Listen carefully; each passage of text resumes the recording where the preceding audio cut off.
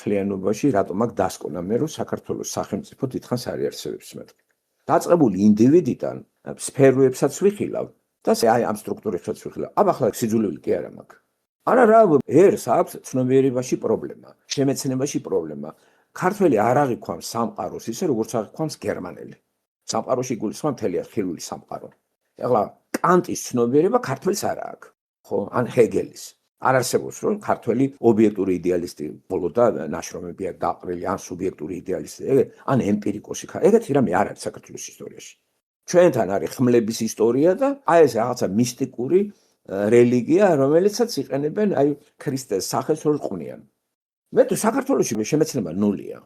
ქართველმა რომ არ მიიღოს განათლება დასავლეთიდან, სხვადასხვა ენის მეშვეობით, იქნება ბნელი. და თუ ვინმე რამე იცის, ესე იგი ის განათლებული არა ქართულ ნიადაგზე, არამედ უცხოურში შედის თურქებიც, ირანელებიც, არაბებიც, რუსებიც, ინგლისელებიც და ყველა რა ლიტერატურასაც. ასეთი ქართველი უკვე თუ რაღა, ის ქართულ ნიადაგზე არ არის განათლებული, იმიტომ რომ არ არის ჩვენი ნიადაგი, არა. ჩვენ ქართულიდან თქვენ ვერ აი აქაც თქვენ თუ რამე იცით, ეს ყველაფერი იცით დასავლეთიდან. ხო, ზოგი მეტად, ზოგი ნაკლებად. ხო, წყაროებს, ხო, დასავლურ წყაროებს უღრმავდებით, ან მეცნიერ მუშაკი, ხო, არ არსებობს ქართველი მეცნიერი შემოიფრინოს მხოლოდ ქართული ნარატივ წყაროებით.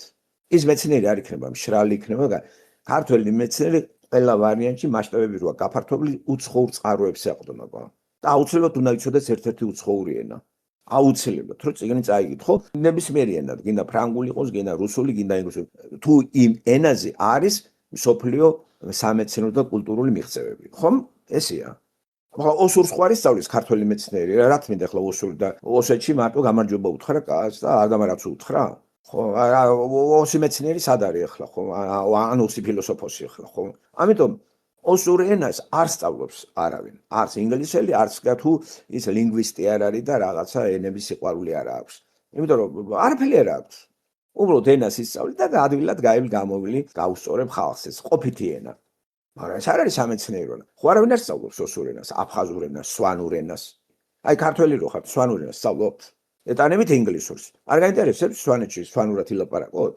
არ გინდათ, იმიტომ რომ ქართულად გელაპარაკებათ სვანი. ხედავთ? ესე იგი განათლება სვანურ ენაზე ვერ მიიღებ, მეგრულ ენაზე ვერ მიიღებ, ოსურ ენაზე ვერ მიიღებ, აფხაზურ ენაზე ვერ მიიღებ.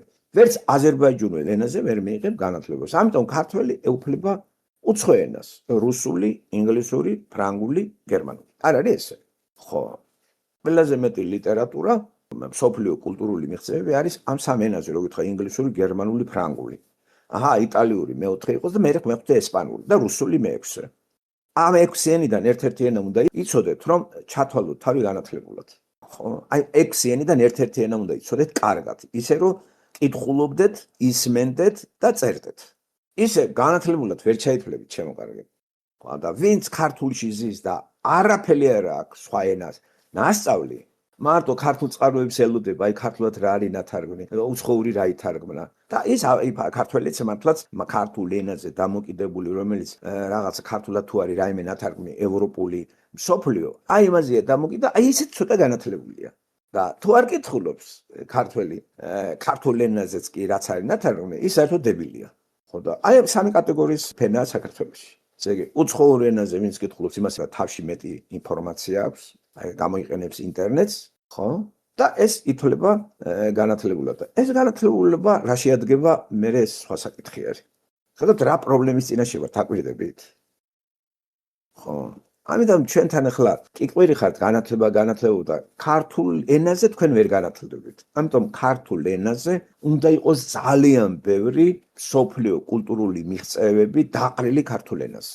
და ასეთ დროს როდის მოესწრება საქართველოს, რომ არ დაჭირდება უცხო ენის სწავლა, ისე მიიღებს განათლებას, სოფლიო კულტურულ განათლება იგულისხმება ქართულ ენაზე, მშობლიურ ენაზე, რასაც აკეთებს ინგლისელი, გერმანელი. საშუალო გერმანელს არ ჭირდება უცხო ენის სწავლა.